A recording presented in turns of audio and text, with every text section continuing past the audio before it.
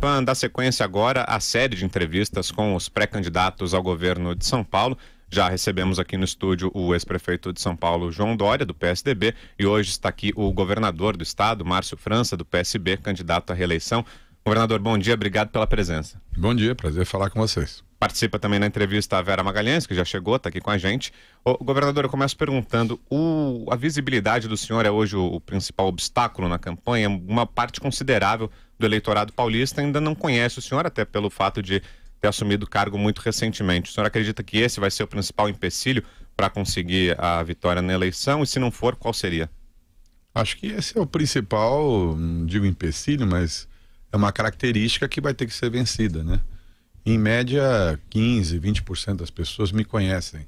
Quando eu ando, assim, eu percebo essa coisa, né? Porque as pessoas normalmente conhecem quem já disputou a eleição majoritária grande, né? Ou de presidente, ou de governador, ou de prefeito.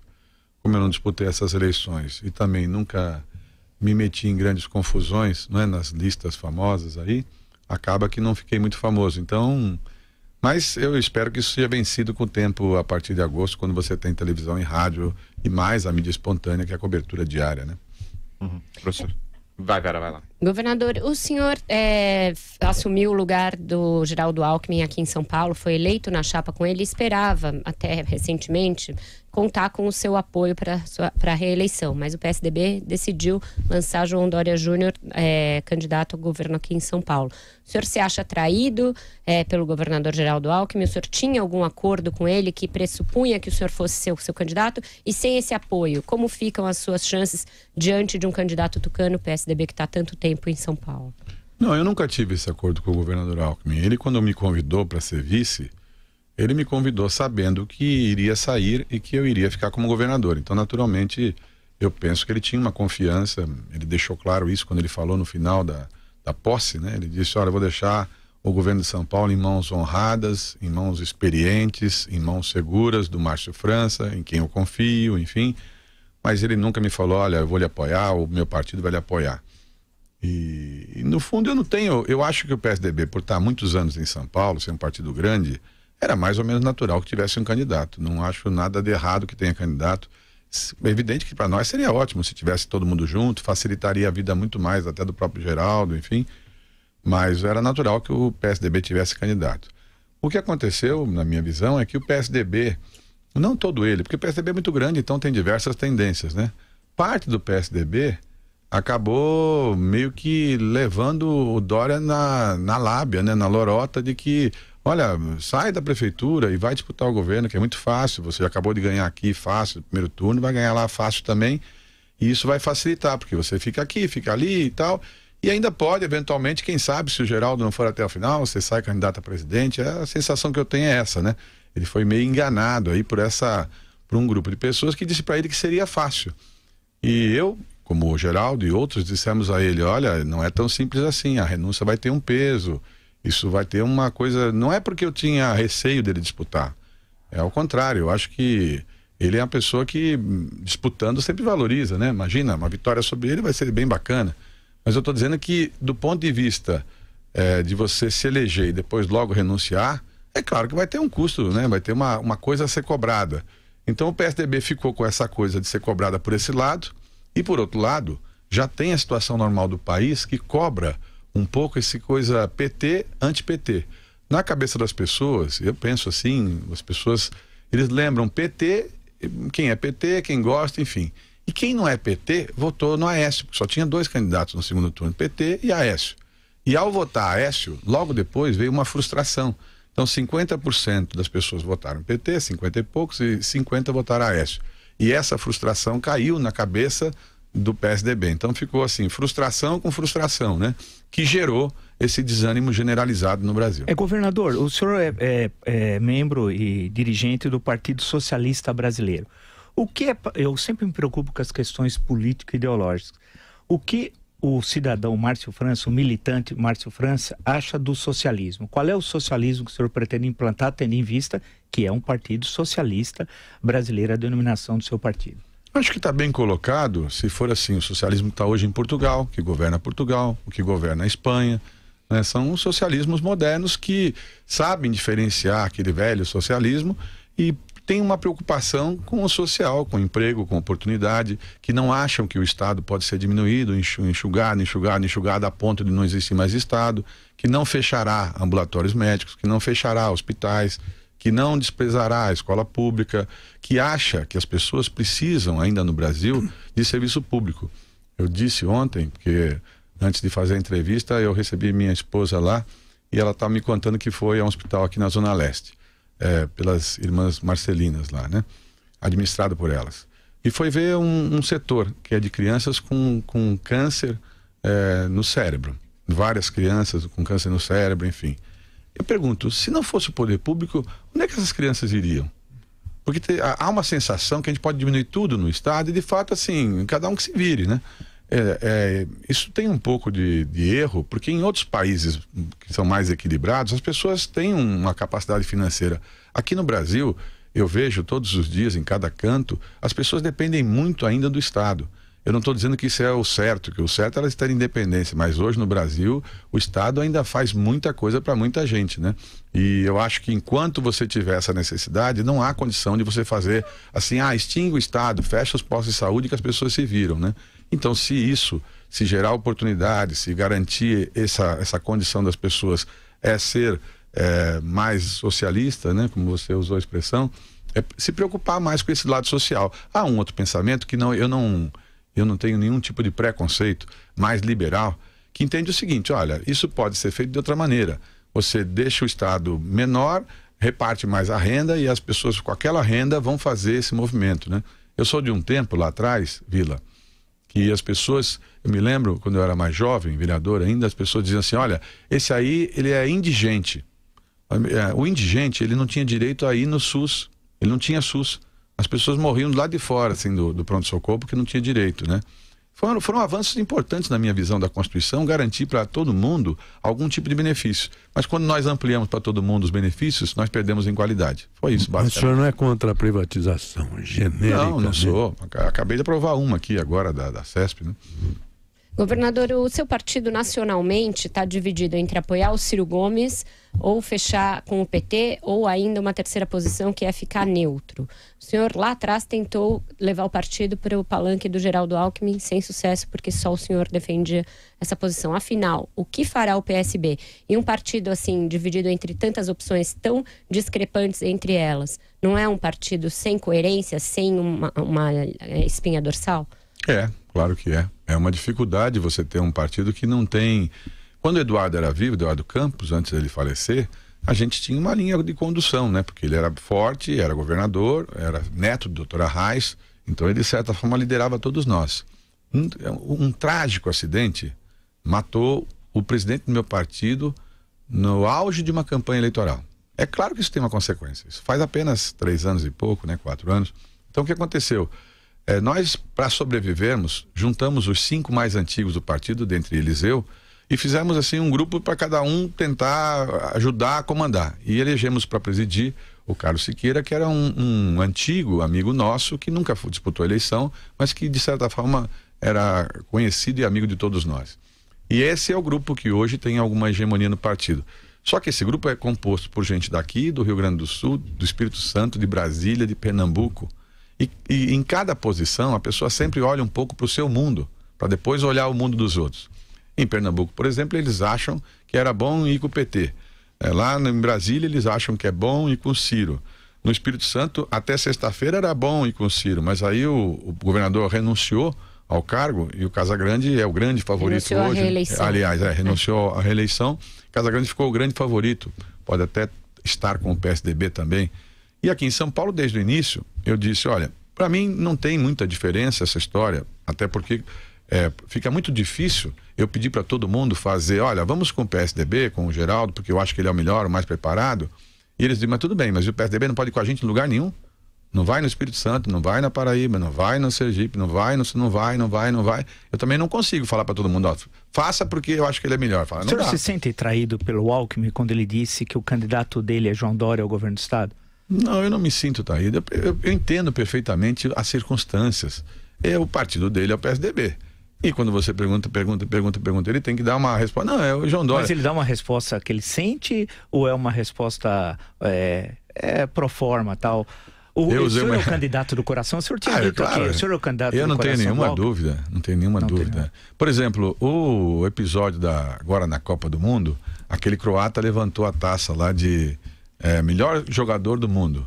Mas quem olhava o rosto dele assim, parecia que ele estava meio triste, né? Você é o melhor jogador do mundo, claro, tinha acabado de perder a Copa, né?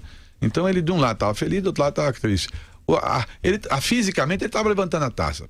Por dentro ele estava chateado, né? Tava na cara dele. É o Alckmin que estaria nesse não tem o menor. O Alckmin não tem nada a ver com o Dória, né? Cá entre nós. Nada, são estilos de vida diferentes. O Alckmin é o ápice da simplicidade do comportamento, né? Ele próprio é uma pessoa muito simples, tudo dele é muito simples. O Dória, e não estou dizendo isso como defeito, o Dória é altamente sofisticado, tudo dele é sofisticado, ele tem um jeito sofisticado e é mérito dele, é o jeito dele, né? Então são pessoas diferentes, têm comportamentos diferentes. O Alckmin é um político de longa carreira, foi vereador, foi deputado, foi prefeito, foi não sei o que lá, entendeu? Tem outra visão, né? Mas ele deu suporte ao lançamento do João Dória na Prefeitura de São Paulo, ele teve um papel importante. Eu também. Então, também teve isso, inclusive os elogios de João Dória, a troca de elogios e agora de acusações. Mas o senhor está querendo nos convencer que para o Alckmin o senhor é a taça? Não, eu estou querendo dizer que para mim, para o Alckmin, eu sou o campeão lá atrás. Ele está levantando uma taça aí, meio sem graça, mas ele na verdade pensa outra coisa, né? Porque o partido dele fez força, ele me falou várias vezes, o Alckmin, João, não seja candidato, não faça isso, não renuncie. A população não vai entender essa renúncia, vai ficar esquisito. Se fosse assim com 4 anos mais uma reeleição 2 anos, talvez a pessoa entendesse, já fez um governo. Porque vocês se lembram, a gente falou várias vezes que o João seria o melhor prefeito. A esperança da gente é que, por não ser um político tradicional, como ele era o gestor, enfim, todos nós nos entusiasmamos. Aliás, a imprensa demorou para se entusiasmar. Logo no começo era sempre assim meio desconfiado. Aí ele fez todo aquele jeito dele, enfim, e rapidamente todo mundo virou um fenômeno. Ele virou um fenômeno. Aí esse fenômeno, às vezes acontece, sabe aqui, eu vou voltar ao futebol, sabe o goleiro da França, que com a 4-1 ele resolveu fazer uma gracinha ali e tocar então, e tomar um gol? Fez uma gracinha e renunciou? Não, ele fez Mas a França mesmo assim ganhou. Ele fez a gracinha, o Dória, foi de pensar que ele podia ser candidato a presidente da República, presidente da ONU, presidente da República, governador, e que tudo seria fácil. Ele pode ganhar, mas não será fácil, nada será fácil. Agora, o senhor travou a privatização do Parque Ibirapuera como uma retaliação a Dória? Não, ao contrário. Eu travei, não. Eu comuniquei ao Bruno Covas que a privatização, a concessão do Ibirapuera estava completamente errada. Vila, você tem noção jurídica. Como é que você pode vender uma propriedade, uma concessão de uma propriedade, sem consultar o dono das propriedades? Você não pode fazer, está errado. Eles estavam fazendo um processo desse mesmo jeito superficial que eles fizeram. Vamos fazer não, vamos embora. Veja bem, alguém consultou lá, tem uma consulta, ele falou, não, consultamos. O governador antigo foi consultado, o outro governador foi consultado. Eu falei, cadê o documento? Não tem documento. Como é que vai fazer uma concessão de uma área pública sem autorização legislativa? Sem passar por ninguém? E a pessoa, porque veja bem, isso tem consequência. A empresa que ganhar a concessão vai querer lá depois construir, colocar coisas, depois vai tomar uma ação popular. Então não pode ser feito assim, essa coisa de correria, sem estrutura. São Paulo não admite essas coisas superficiais. Não é uma brincadeirinha, entendeu? Não é uma coisinha leve. É o governo de São Paulo. Agora, são 800 mil funcionários, é um país dentro de um país. Governador, quais seriam os principais pontos do seu programa de governo? O senhor que já estava com o Geraldo Alckmin, o que o senhor pretende fazer diferente e o que o senhor pretende aprimorar? Porque é óbvio que o senhor pretende fazer uma gestão melhor, não é? Eu não digo melhor, mas diferente certamente, porque o que eu acho é que cada instante tem sua angústia. O governador Alckmin foi governador há muitos anos, de vários mandatos diferentes. No último mandato ele pegou essa crise gigantesca aí do país, que o Brasil inteiro parou. Vários estados tiveram dificuldade, não pagaram salário, fecharam universidades. Aqui em São Paulo a gente diminuiu o ritmo, evidentemente, mas não parou, né? Não deixou de atrasar o salário, não atrasou o fornecedor, enfim. Do meu ponto de vista, eu acho que tem algumas coisas que podem ser mudadas assim radicalmente. Por exemplo, eu tenho uma teoria que não adianta ficar colocando mais polícia, mais presídio, mais presídio. Nós estamos com 130 mil policiais, militares, civis, enfim, e estamos com 230 mil presos em presídios. É uma das maiores populações carcerárias do mundo. E eu não vejo as pessoas falando o seguinte, mas vem cá, não tem alguma coisa ilógica? Mais polícia, mais presídio, porque o presídio a gente é que sustenta, nós todos, e vai acumulando. Ora, não parece mais óbvio que a gente pudesse evitar que essas pessoas se formem nesse negócio, as pessoas evitar que o gelo se forme em vez de ficar enxugando o gelo. Aí a pessoa diz, mas eu sei, Márcio, você fala isso, mas é teoria. Agora, eu fiz, aconteceu, na minha cidade aconteceu, eu vi acontecendo. A cidade de São Vicente, que era a mais violenta do estado de São Paulo, uma das mais violentas, foi reduzindo drasticamente com um programa, cuja ideia do programa não é minha, é a ideia de um tucano, do Zé Gregory, né? O ministro Zé Gregory que me deu a ideia do alistamento civil. Eu fiz o alistamento civil lá, a gente cadastrou e trabalharam conosco 800 meninos vulneráveis de 18 anos que eram dispensados do Exército, eram remunerados, tinham meio salário mínimo para trabalhar conosco 4 horas, eram obrigados a fazer um curso técnico e viviam nas ruas, monitorando as ruas e com uniforme, com rádio de comunicação, sob a tutela de cada 30 de um policial, sargento, enfim. Foi um grande sucesso. Durante vários anos, para você ter uma ideia, que é importante, Vera, a gente morriam lá na cidade de 15 a 20 rapazes de 18 anos, todos os anos, em conflito com a polícia. Durante vários anos não morreu nenhum. Não é uma coincidência. Governador, o senhor não acha que é muito singelo propor um programa como esse para combater a violência num estado que está assolado por PCC, problemas ali de roubo no interior, a população pedindo justamente aquilo que o senhor disse no começo, que não resolve, mas uma população que está votando no Bolsonaro e não no Alckmin, que governou o estado por 4 mandatos. O senhor não acha que o seu programa é muito diferente daquilo que é o sentimento no estado de que a violência graça, apesar dos números positivos de São Paulo? Como o senhor vai conectar esse programa com um desejo da sociedade que é diferente Olha, desse? Vera, gostaria que o senhor, ao esclarecer, falasse também as ações do PCC. Curiosamente, é o tema que eu levanto agora, Patrick. O PCC furou os bloqueios nos grandes presídios, inclusive do estado de São Paulo. Sim. Segundo matéria da Folha de página. Deixa eu voltar um pouquinho só na história do programa, né? Nós estamos fazendo agora em 16 cidades mais violentas de São Paulo. Nas 16 cidades das 16 regiões, nós vamos começar agora, em agosto, né? Vamos testar 6 meses? Vamos ver o que vai acontecer em 6 meses. Mas isso é uma nova criminalidade, né, governador? E tem uma criminalidade já instalada que toma conta das penitenciárias, que tem de ser combatida. Claro. E ela está nas ruas também. Claro. Inclusive, a gente tem briga de facções, a gente tem quadrilhas que agem em São Paulo. Mas você sabe com que idade das ocorrências policiais, sabe qual é a quantidade de ocorrências que é feita com jovens de 18 anos? Mais de 50%. Mais de 50% é com jovem de 18 anos. Agora você calcula 17, 16, ou seja, ao invés de você ficar toda hora, eu não estou dizendo que você não tem que ter, tem uma polícia super bem preparada, polícia armada, polícia, enfim, com todos os equipamentos necessários. Nós estamos hoje, como eu falei, com 80 mil policiais militares, é a maior força pública do país, enfim, ninguém nega que ela é competente, né? Tanto que os exemplos de São Paulo, o índice de homicídio em São Paulo é 8, em vários lugares do Brasil é 60, 50. Mas a pergunta é, vocês se sentem seguros?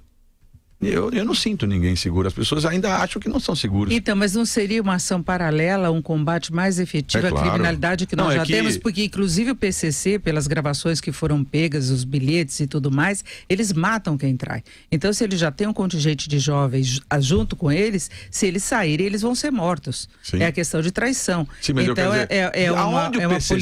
aonde o PCC recruta os seus agentes? Exatamente nessa faixa. Entendeu? As pessoas de 16, 17, 18 anos... E na longa periferia, né? Claro, as pessoas não têm oportunidade, eles não sentem nenhuma perspectiva, então eles vão recrutando. Quando você vê, você tem um exército do outro lado, de fora e de dentro. Veja, eu não estou dizendo que tem que, ao contrário, você tem que endurecer, mas se você parar de produzir a mão de obra disponível para eles, se você parar de colocar esse exército na mão deles, nós vamos inverter essa lógica. Mas não vai enfraquecer a polícia? Não, pelo contrário, a polícia... Porque o senhor falou que é excesso de policial, de penitenciário, isso não acontece. Não, é o contrário. Por exemplo, quer ver um dado interessante? Nós estamos, graças a Deus, né? Nós estamos com menos presídios temos muitos presídios construindo, mas havia um crescimento de presidiários que estancou por conta das audiências de conciliação, né? Das audiências de custódia, estancou. E nas mulheres, nos presídios femininos, nós estamos até com queda. Por conta da decisão da Carmen Lúcia, houve uma queda. Ou seja, eu sei que há um espírito quase unânime aqui em São Paulo de, olha, vamos prender mais gente, vamos colocar mais gente, vamos colocar mais gente. Mas todo mundo tem que perceber que esse colocar mais gente significa também gastar mais estrutura. Nós temos na Fundação Casa 5 mil rapazes, né? 5 mil meninos na Fundação Casa. E as regras legais hoje exigem 12 mil funcionários para tomar conta de 5 mil meninos. Então vai custando um preço. O senhor não pretende investir em construção de presídios, por exemplo? Não, nós estamos construindo 9 agora. 9 nós estamos construindo. Deixa eu só insistir. Tem 900 milhões, 800 milhões de presídio hoje sendo construído. Só insistir num ponto, porque o Bolsonaro está forte em São Paulo com um discurso muito focado em segurança e muito diferente desse que o senhor está fazendo. A que o senhor atribui essa força e se o senhor acha que o Bolsonaro vai vencer a eleição em São Paulo e o que isso diz sobre o eleitorado paulista?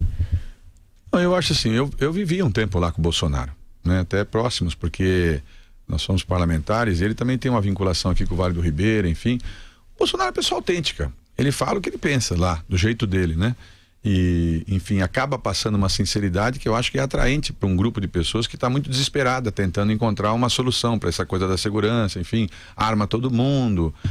Mas eu entendo o seguinte, não é preciso você ter esses preconceitos, por exemplo, com a Polícia Militar, de você retirar poder. Ao contrário, eu fiz vários gestos de confiança na Polícia Militar, né? De reforço à Polícia Militar, no episódio de entregar a flor lá para a moça que matou o rapaz que foi fazer um assalto, fui ao enterro do policial, tentando demonstrar o seguinte, a importância da Polícia Militar e o meu reforço à Polícia Militar. Agora, sinceramente, eu não posso acreditar que o certo de um país é cada um dar uma arma para cada um e vamos por aí atirando. Isso não é uma coisa lógica. Não é do perfil do brasileiro, né? O nosso perfil, nós conseguimos chegar aqui em 500 anos praticamente sem guerras civis, né? Quer dizer, não posso crer que o ideal seja cada um compra uma arma e nós vamos sair por aí, cada um vai se defendendo. Agora, governador, quando o senhor deu aquela flor... de escravidão, 400 anos de escravidão, só em relação que foi pior àquela que guerra civil, mas fala depois eu queria Então, falar. em relação àquela flor, a impressão que me passou foi essa, que o senhor achava certo o procedimento e as pessoas partirem matando. Não as pessoas. Nesse caso policial. específico, então, mas nesse a caso flor... específico até teve uma polêmica, porque acaba aqui, tudo que você faz vira uma polêmica. A moça estava paisana, a policial. E quando ela estava na escola, aconteceu o fato. O que me espantou é que talvez outras pessoas, mesmo sendo policiais, podiam virar de costas e fingir que não viram. E eu achei que ela foi corajosa ao tentar fazer o enfrentamento e tentar estancar ali o assalto, né? E isso gerou polêmica, é uma clara, legítima defesa de terceiro. Claro. Clara. O senhor, desculpa, Vila, o senhor estava lendo uma notícia, vou dar a fonte, é da Isto É. O senhor é acusado de nepotismo, que estaria empregando inúmeros parentes em órgãos públicos, como irmãos, primos e sobrinhos, tal. Acho que tendo em vista a crise do desemprego aqui em São Paulo. Diz a revista, eu queria que o senhor, por favor, me respondesse, que o caso mais emblemático é de Mônica Alessandra Rocha Coutinho Barros.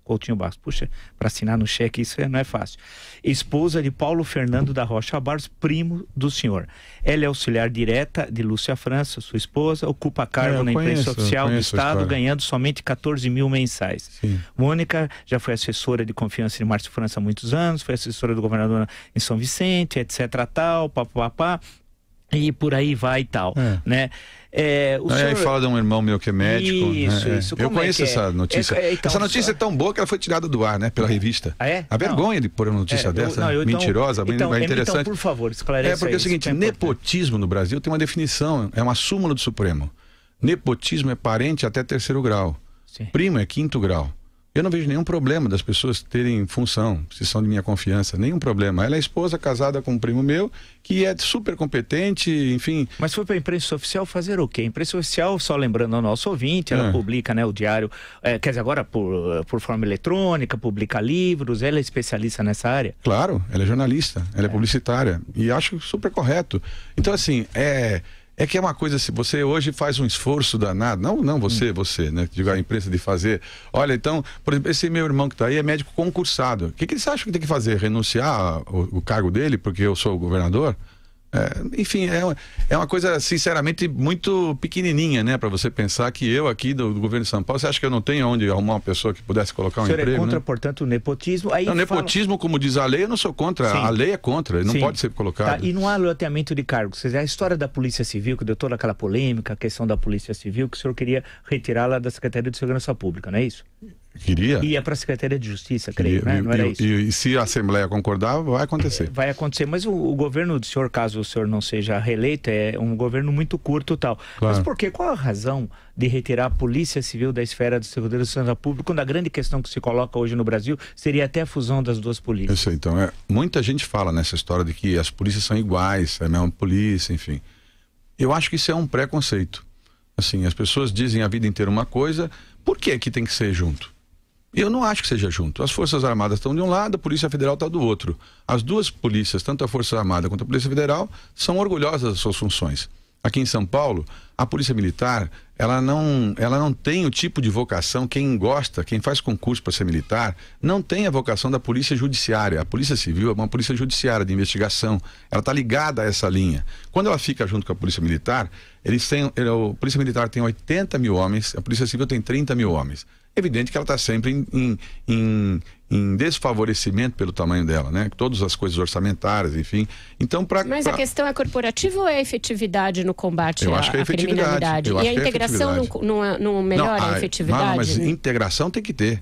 Os comandos têm que ser integrados, a informação tem que ser integrada. Mas administrativamente, qual é a diferença? De estar junto ou de estar separado? Então, para que separar se não tem diferença? Por conta disso, se todos os policiais civis, nós fizemos uma consulta interna dos policiais civis, 80% é favorável. É uma questão quase sindical, então. Não é sindical, é que eles se sentem muito mais ligados, eles fazem investigação, eles são da Polícia Judiciária, eles não são polícia de repressão.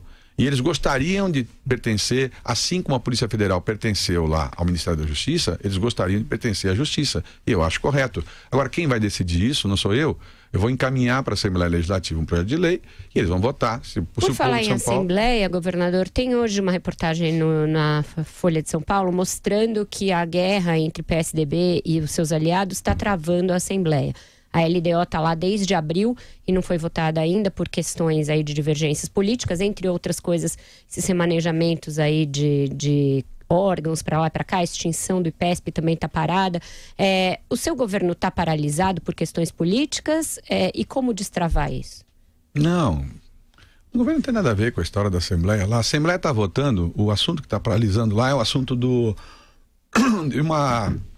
o IPESP, o fundo do IPESP. É um projeto do governo. É um projeto de lei do governador Geraldo Alckmin, né, que está sendo impedido de votar pelo PSDB. É um conflito entre tucanos, não tem nada a ver comigo isso. Quer dizer, sinceramente, se o governador Geraldo Alckmin, que é presidente nacional do PSDB, encaminha um projeto e os tucanos da Assembleia resolvem não votar o projeto do governador Alckmin, tem que ver o que tem de errado lá no PSDB. A LDO só pode ser votada depois que votar esse projeto. É isso, por isso que uma trava a outra, né? Agora, eu não mandei para a Assembleia, acho que pouquíssimos projetos, pouquíssimos. E nunca pedi lá, olha, faça, por favor, aprova esse e tal. Não tem. Esse caso do IPESP aí é um caso contábil. É um caso contábil. Vai extinguir um fundo que existe no IPESP e esse fundo vai poder ser pago depois. A OAB é a favor, enfim, tem diversos segmentos do Estado a favor para poder passar isso para o Estado, para a Previdência do Estado. Ok, agora são 9h40. A gente tem que fazer um intervalo. Não, mas só lembrar que continua no ar a notícia da Isto É, viu? Não foi retirada a notícia que o senhor disse que era mentirosa sobre o nepotismo. Tô com ela aqui na tela. Continua no ar, hein? Então precisa entrar de novo, porque eles tinham tirado. Aqui, nesse segundo, olha, tá aqui, juro. Eu vou providenciar, porque veja bem, Vila, eles colocaram e tiraram. Colocaram e tiraram. Alguma coisa está errada, né? E veja bem, eu pergunto a você, se a lei diz o que é nepotismo, você acha certo um jornalismo escrever, um jornalista de uma revista Isto É, o que não é nepotismo, chamado de nepotismo? Não, eu só perguntei ao senhor claro porque... que não é, é claro que não é. Diz que... Veja bem, isso tem uma tipificação, não sou eu que estou dizendo. Há uma súmula do Supremo dizendo o que é nepotismo. Ok, governadora, a gente tem que fazer uma rápida parada. Eu lembro que a nossa hashtag continua no ar, você participa pelo Twitter, hashtag Márcio França na Jovem Pan, você participa pelo Twitter e na sequência mais da entrevista com o governador aqui no Jornal da Manhã. Até já. Já falei, chama a Pancron, a Pancron resolve. Pancron Indústria Gráfica, bom dia. Oi, é verdade que vocês são feras em artes gráficas e que sempre conquistam os melhores prêmios na impressão de material promocional, livros e revistas? É verdade. Ufa, ainda bem, o meu chefe mandou chamar vocês. Já estamos indo. Pancron Indústria Gráfica. Toda vez que você quiser qualidade, prazo e preço, não tem jeito. Chama Pancron. São Paulo 3340-6901. A Pancron resolve. Você sabia que as 54 bibliotecas municipais têm programação cultural com atividades todos os fins de semana, inclusive nas férias? Nelas também tem o Wi-Fi grátis para todo mundo. E aos domingos o horário é estendido para quem ama livros aproveitar muito mais. Prefeitura de São Paulo, seu direito de saber é nosso dever. Saiba mais em www.prefeitura.sp.gov.br. O Ministério Público de São Paulo denunciou nesta segunda-feira as 3 pessoas que foram presas pelo sequestro e pela morte da estudante Vitória Gabriele Guimarães Vaz. Ela tinha 12 anos e morreu no dia 8 de junho em Araçariguama, no interior do estado. Eles são acusados de homicídio qualificado, sequestro e ocultação de cadáver. As prisões dos 3, que eram temporárias, foram convertidas para preventivas. A denúncia foi feita pelas 1ª e 3ª Promotorias de Justiça de São Roque. O processo segue agora para a vara criminal da cidade, que vai analisar o pedido. A decisão ocorreu após a Polícia Civil de Araçariguama encaminhar no dia 6 o relatório final sobre a morte da jovem. Caso a Justiça aceite a denúncia, se tornam réus os serventes de pedreiro Júlio César Lima Ergesse, de 24 anos, Bruno Marcel Oliveira, de 33, e a faxineira Maiara Borges de Abrantes, que tem 24 anos. Todos serão julgados por sequestro, homicídio qualificado por motivo torpe, meio cruel, recurso que impediu a defesa da vítima e ocultação de cadáver. Os 3 suspeitos, por enquanto, negam as acusações. E destacando também o trânsito na cidade, o índice da CT já chega agora a 67 quilômetros de lentidão, muito difícil ainda o caminho na Avenida dos Bandeirantes, toda travada no sentido da Marginal Pinheiros, da passagem pelo viaduto Jabaquara até o próprio acesso à Marginal Pinheiros. No corredor norte-sul tem lentidão também entre o viaduto João Julião da Costa Aguiar e a Tutóia. Na Marginal do Tietê, na pista expressa, são 2 quilômetros de lentidão agora entre as pontes Aricanduva e Tatuapé. Na Marginal Pinheiros, agora no sentido da Castelo Branco, na direção do Cebolão, também um longo trecho de congestionamento a partir da ponte João Dias, passando ali pela ponte Laguna. Houve uma queda de moto mais cedo e o trecho de lentidão na Marginal Pinheiros se estende até a passagem pela cidade Jardim. A Jovem Pan é som e imagem. Assista ao Jornal da Manhã em seu computador ou celular, pelo YouTube, Facebook e nas nossas plataformas. De volta aqui no Jornal da Manhã com a entrevista com o governador de São Paulo, pré-candidato do PSDB à reeleição, Márcio França. PSB, sai o PSDB. Não faça confusão. Não. Isso PSB. Aproveitando o enrolo, deixa eu perguntar rapidamente uma questão ao governador. Deixa eu só lembrar a hashtag, professor, a gente tem que passar, hashtag Márcio França na Jovem Pan, você participa no Twitter. Vai lá. O senhor, numa da resposta aí, falando sobre o Bolsonaro, o senhor elogiou, não sei, chamando de autêntico e sincero. O que o senhor acha de Jair Bolsonaro? E voltando a uma questão da Vera, primeiro o que o senhor acha, por que ele lidera hoje as pesquisas no estado de São Paulo de intenções de voto?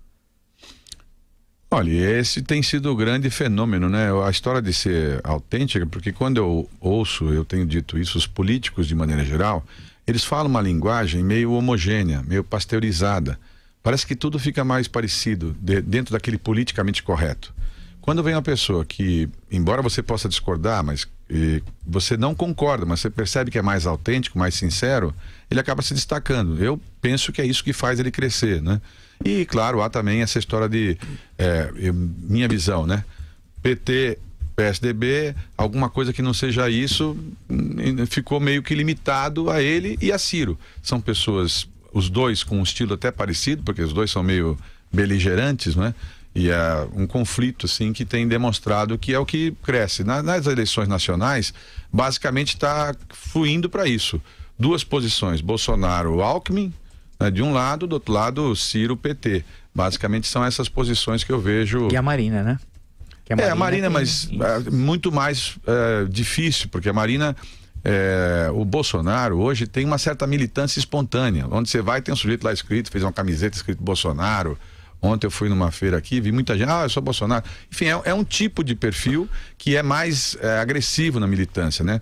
A Marina teve 2 votações importantes, mas com tempo de televisão. Dessa vez ela não tem o tempo de televisão e, enfim, é decisivo, eu acho, ter algum tempo de televisão. Por isso que a decisão do PR de ir ou não com o Bolsonaro pode ser muito importante aí no cômputo nacional. Governador, missão impossível. O senhor falou que a cooptação dos jovens é na periferia. E a gente sabe disso, é verdade. Mas o senhor, em São Vicente, como prefeito, arregimentou lá uma juventude que o ajudou em determinado projeto. Sim. Como é que o senhor pensa a possibilidade de trazer esses jovens que são cooptados pelo crime para o mundo civilizado? Dando a oportunidade. Eu acho, Josival, que você dando a oportunidade, você muda a vida do rapaz. Eu volto a falar, não são todos. Por exemplo, vamos pegar em números, né? O estado de São Paulo seriam 80 mil. É o tamanho da Polícia Militar, é bastante gente. Não é um programinha, é um programão. É um programa do tamanho da Polícia Militar. Você pega 80 mil jovens de São Paulo, que são todos os jovens vulneráveis com 18 anos. E coloca ele pro lado de cá, dá uma chance dele poder ter um emprego, uma primeira oportunidade, treina ele durante um ano, obriga ele a fazer um curso técnico, voltar a estudar. Ele, claro que sai do outro lado diferente. Ele sai com outra cabeça, ele sai com uma outra oportunidade. E se você conseguir fazer isso com 17, com 16, certamente você mudou o país, na minha visão, né? Você muda, você estanca o fornecimento dessa mão de obra disponível que sempre existe, né? Agora, é claro que não é também só isso. Você tem outras coisas, por exemplo, nós temos aqui no ensino médio em São Paulo, todos os anos se formam 450 mil alunos no ensino médio em São Paulo, terceiro ano do ensino médio.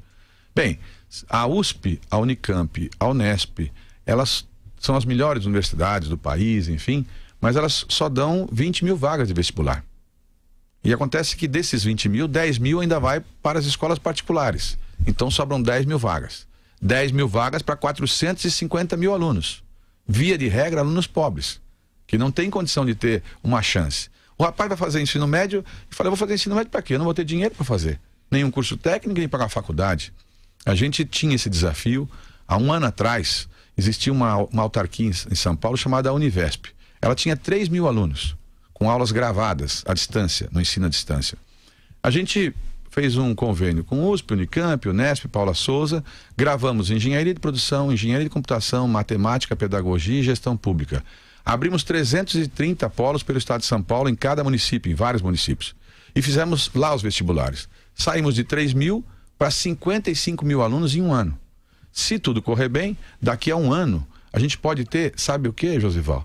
100% dos meninos do ensino médio podem ter uma vaga sem vestibular e gratuita dessa qualidade. Engenharia de produção, engenharia de computação, matemática, pedagogia, gestão pública e contabilidade e administração.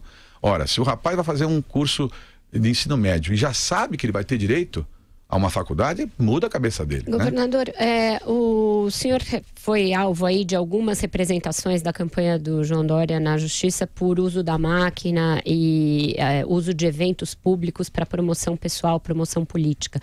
Como o senhor responde a essas acusações? Lembrando que uma vez o senhor esteve aqui no Jornal da Manhã há alguns meses e disse que quando assumisse só ficaria no governo quem o apoiasse, uma espécie de explicitação desse toma lá da cá político. Como o senhor vê essas acusações e como o senhor implementou essa sua promessa aí de gestão que o senhor fez aqui no Jornal da Manhã? Quando eu disse isso, eu quis dizer, evidentemente, em cargos em comissão.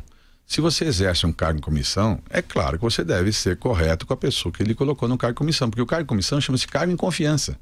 Ora, se eu nomeio uma pessoa de cargo em confiança, a pessoa vai fazer campanha para outra, ela não é de minha confiança, né? Então, para esses cargos, evidentemente, tem que ser alguém de confiança. Mas a confiança pressupõe apoio na eleição, claro, ou uma boa execução da função que a pessoa tem na gestão pública? Não, se a pessoa não confia em quem te nomeou, se a pessoa não tem relação de confiança com quem te nomeou, ela não confia no seu projeto político. Eu não posso acreditar que a pessoa vai estar lá me assessorando, trabalhando para mim, no dia a dia. Ela não confia em nada que eu faça, ela prefere um outro. Ela tem que ir lá buscar um cargo de confiança do outro, né? Não de mim. É impossível você imaginar que algum assessor de alguém vai trabalhar para o outro e o outro vai achar bacana, né? Então, com relação ao governo de São Paulo, essas representações, enfim, só tem um nome. E ele tem 4 letras. Medo. Medo, medinho, entendeu? Há um grupo de pessoas, que não são todos, evidentemente, tucanos, que acham que o governo de São Paulo é deles. Eles estão há 20, 30 anos e ninguém pode mexer. Se eu toco numa coisa, não pode, isso aqui não pode, isso aqui não pode, aquilo ali é meu, isso aqui é meu. Nada, tudo aquilo ali pertence ao povo de São Paulo.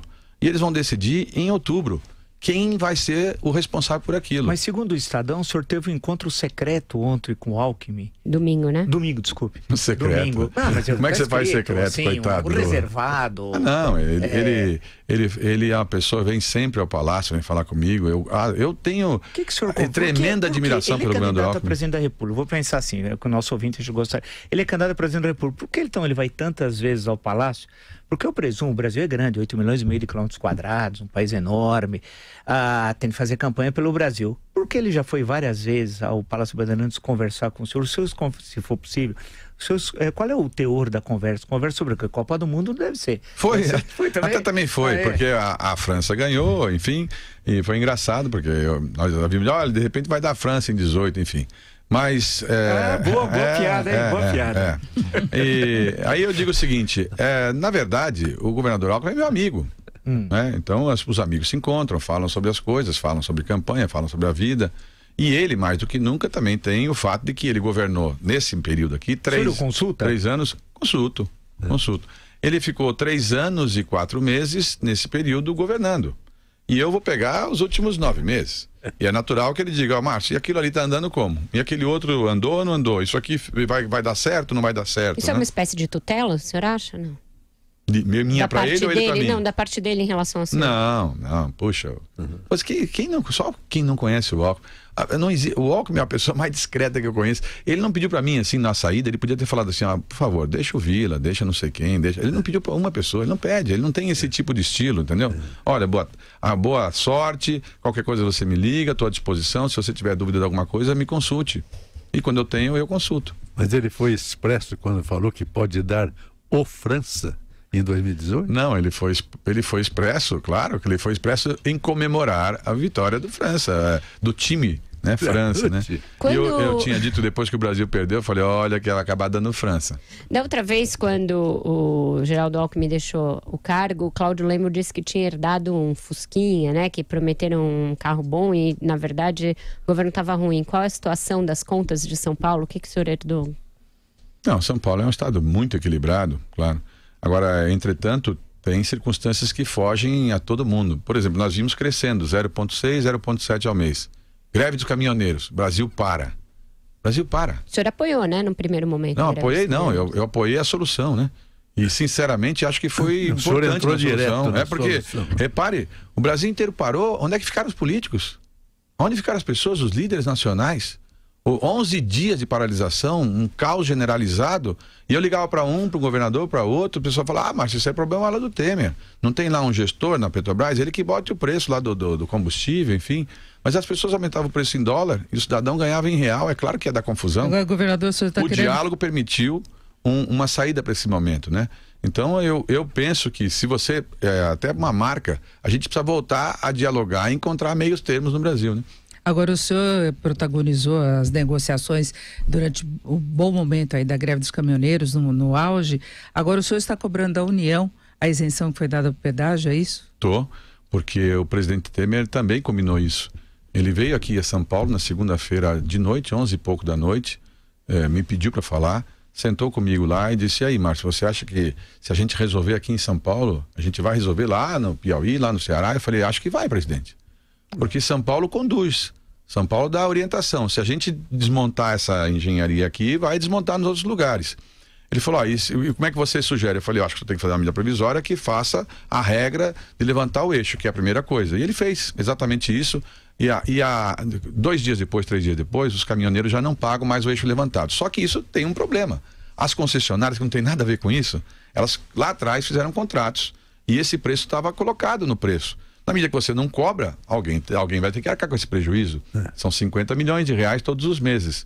Agora, ou você devolve em dinheiro, quer dizer, tira de todo mundo e devolve em dinheiro, ou você então paga, põe no pedágio. Não é correto. Mas o senhor defendeu essa solução? Não, eu defendo a solução. Agora, era uma emergência. No bolso dos outros. Não, não é no bolso dos outros, no bolso de quem editou a norma. A norma é uma medida provisória. Mas se for uma saída conciliada, o governo de São Paulo também não pode? Sim, mas quem tem que pagar? Parte? Não, eu estou propondo o seguinte, São Paulo paga todos os meses ao governo federal, todos os meses, 1,340 bilhões todos os meses de prestação. ele que abata 50 milhões e eu vou pagar um pouco menos, e nós vamos reembolsar a medida provisória. Mas os brasileiros vão pagar, né? Acaba os brasileiros pagando. Os brasileiros no geral, inclusive os paulistas, né? Na verdade, não era bom rever o contrato com as empresas de pedágio, que são extremamente nocivos ao interesse público? É só que o senhor seja breve, governador, nosso tempo está terminando. Pois não. A revisão dos contratos, todas elas vão ser feitas a partir do vencimento deles, nas novas concorrências, onde vai baixar o preço do pedágio. Nas novas concorrências, aquelas que fizeram novas já, abaixou 25%, 30% do pedágio. Mas você não pode rever um contrato em andamento. É por isso que o Brasil tem essa sensação de que, não, mexe no contrato. Mas como assim? E as pessoas que contrataram daquele jeito, né? Só pode mexer no contrato na hora da revisão do novo contrato. Muito bem, recebemos aqui no Jornal da Manhã o governador Márcio França, do PSB, candidato à reeleição. Governador, mais uma vez, viu? Obrigado pela gentileza. Muito obrigado a vocês. Muito obrigado. E assim, vamos encerrando essa edição do Jornal da Manhã. Você que esteve com a gente, muito obrigado pela companhia, pelo carinho da sua audiência. Um bom dia, uma boa terça-feira. Amanhã estamos de volta.